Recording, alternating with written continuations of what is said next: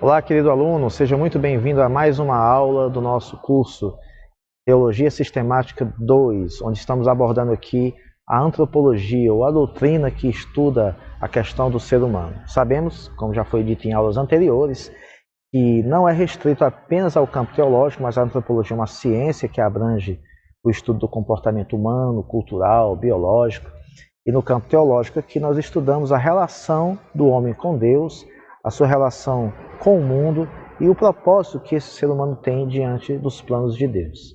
Nós sabemos que a visão antropológica comum é uma visão apenas científica, mas a visão antropológica vista dentro do campo bíblico-teológico, ela é uma visão que nos ajuda a entender que o ser humano é muito mais, além de anseios, vontades, além de comportamentos relacionados ao corpo, mas ele é também um ser criado à imagem e semelhança de Deus, que nasce com a finalidade de glorificar a Deus e gozá-lo para sempre, conforme a já citada pergunta número 1 do Catecismo de Westminster, a qual citei na última aula. Nesta aula, nós vamos aqui dando continuidade a este assunto da imagem e semelhança de Deus.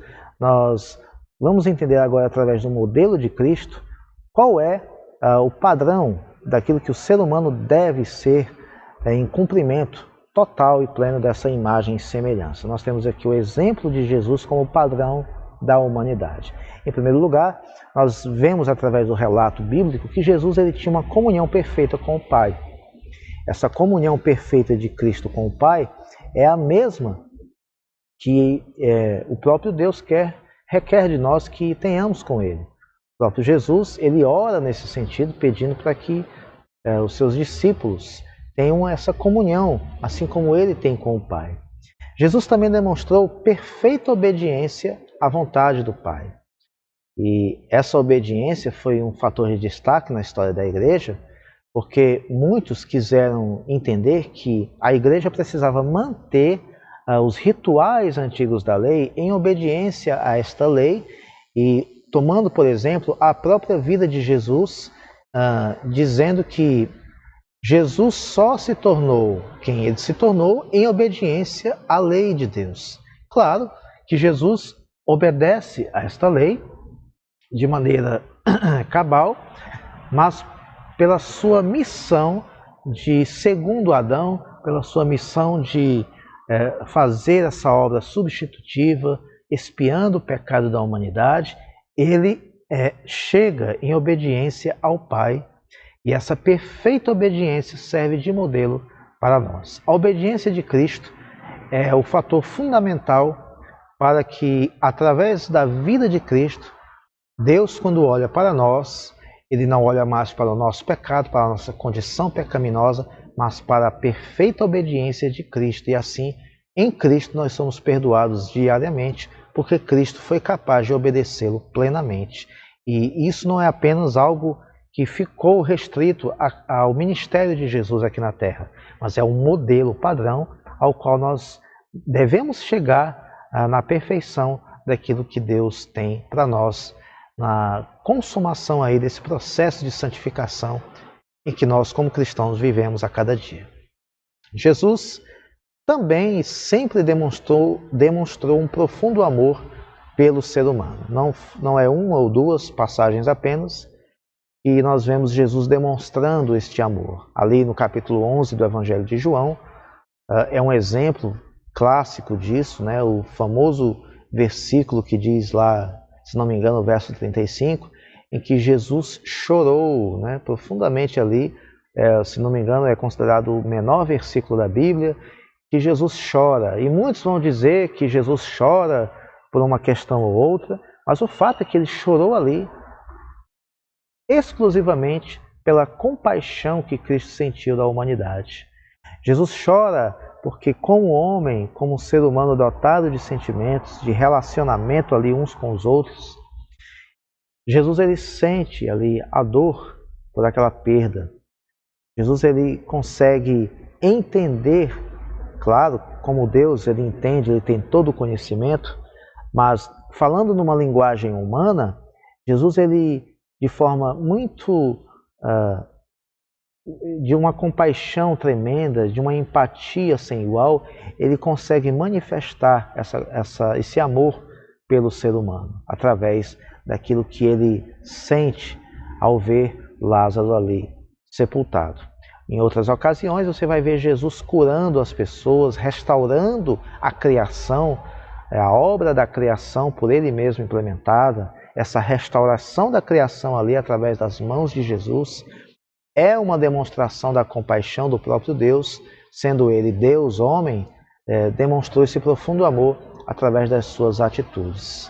Então Jesus, nesses 3 tópicos que nós colocamos aqui, ele demonstra esse padrão pelo qual nós devemos ser. Nós devemos ser obedientes a Deus em comunhão com Ele, de forma plena, perfeita, claro, somos seres limitados, mas nós devemos entender que uma vez resgatados em Cristo, olhando para Cristo, Deus nos perdoa, Deus nos concede essa graça de termos essa comunhão e acesso a Ele.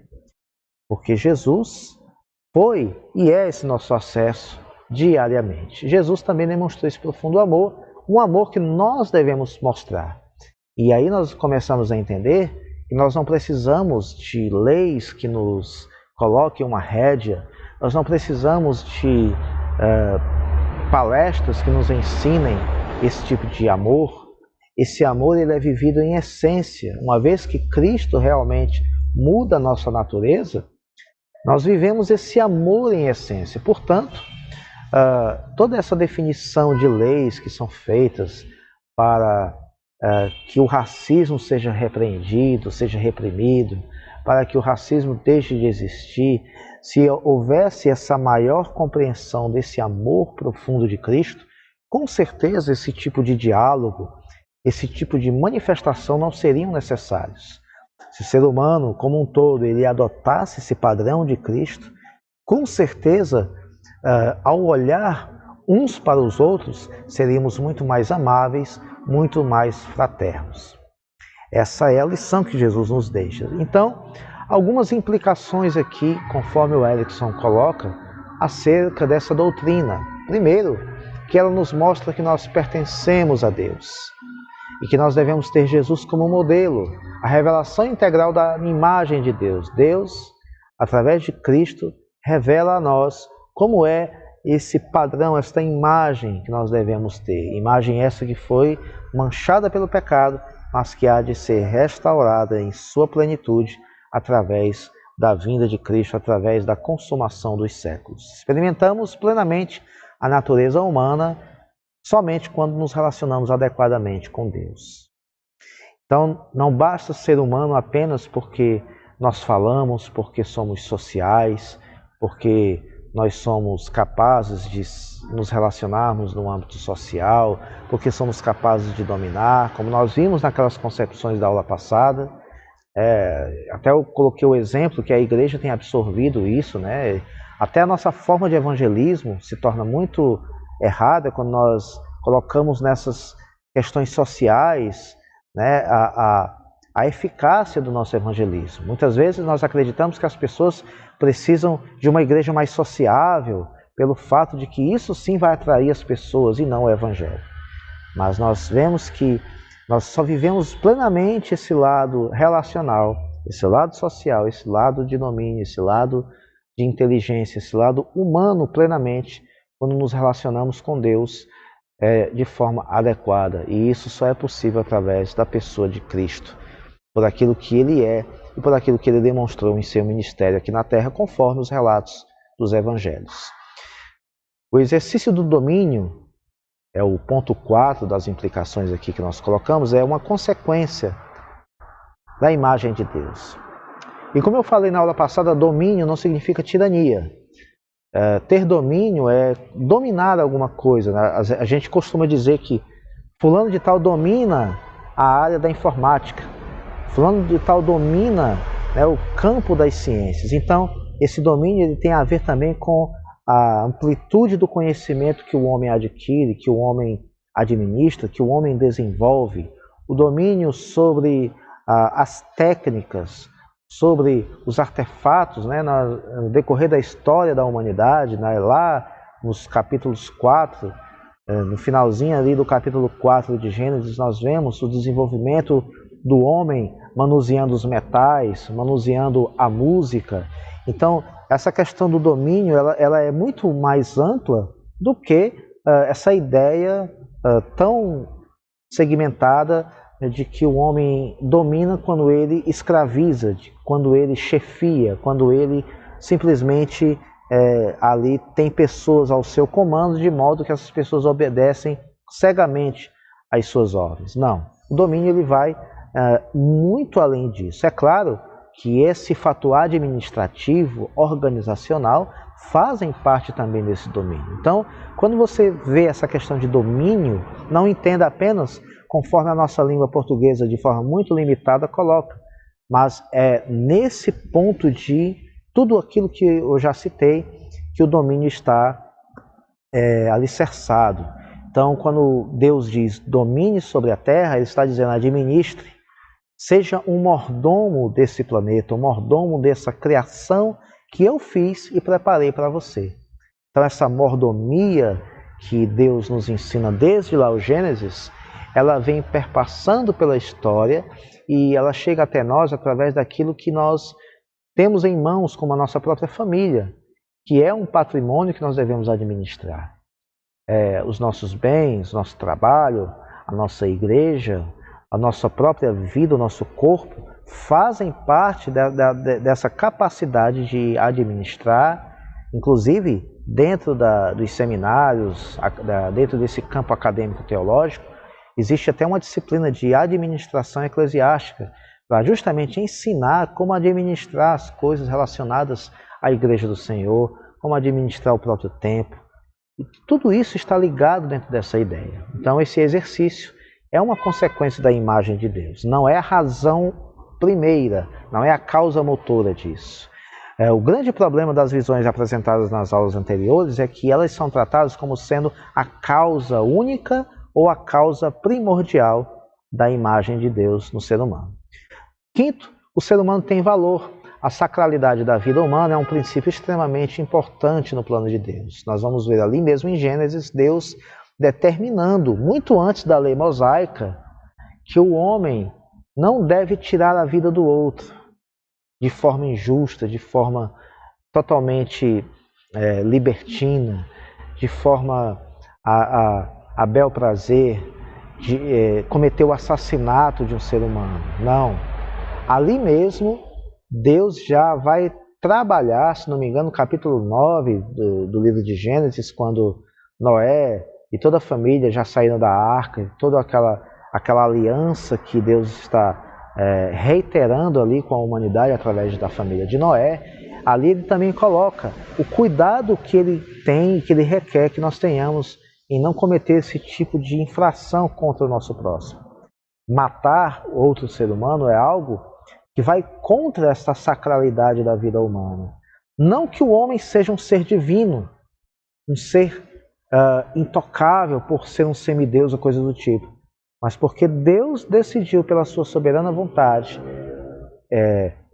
fazer o ser humano à sua imagem e semelhança e, portanto, detém sobre si este homem uma sacralidade constituída pelo próprio Deus.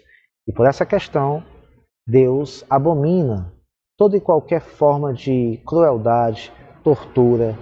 Olha só que interessante o estudo da antropologia bíblica, né? A tortura é outro elemento que faz parte terrivelmente, né, da nossa história. E em se tratando aqui de Brasil, nós temos o exemplo da ditadura militar. Então a tortura também é um resquício de crueldade que vai contra a imagem e semelhança do Senhor. Portanto, pense bem antes de você agir contra o seu semelhante, porque você estará agindo contra a imagem e semelhança de Deus e, diante disso, contra o próprio Deus. É claro que há questões em que, num caso de uma situação de vida ou morte, para defender a sua família, por exemplo, você precise até mesmo, em defesa da família, em legítima defesa, você venha, por um acidente, tirar a vida de alguém, de um criminoso, ou coisa do tipo, até mesmo sem querer. Isso não vai fazer de você alguém condenado, Claro, isso você vai responder civilmente, vai se justificar, mas esta ação, biblicamente, ela não vai ser tida como um assassinato. Por quê? Porque foi em defesa da própria vida da família. Mas, a bel prazer, por discussões banais como nós vemos, as pessoas pisam em cima de outros seres humanos, humilham, assediam moralmente, sexualmente, né? O crime de estupro é algo também que deve ser abominável a qualquer um que tenha em si os valores de Deus no seu interior.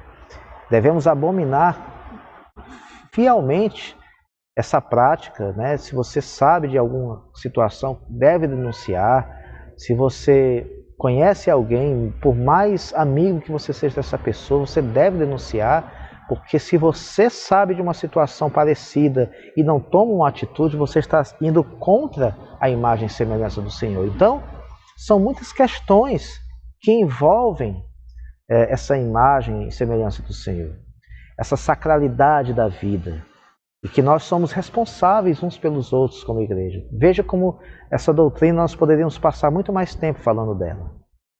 Mas nós vamos parando por aqui e tratando aqui do último ponto que nós já tratamos até, que é a imagem de Deus no ser humano. Ela é universal. Ou a imagem na humanidade é universal. E por conta disso, independente se essa pessoa é cristã, se essa pessoa é homossexual, se essa pessoa é ateu, os pecados citados aqui já devem ser tratados biblicamente. Mas a pessoa não pode ser maltratada, morta, pisoteada, humilhada, assediada por conta de uma opção sexual, por conta de uma crença diferente da nossa.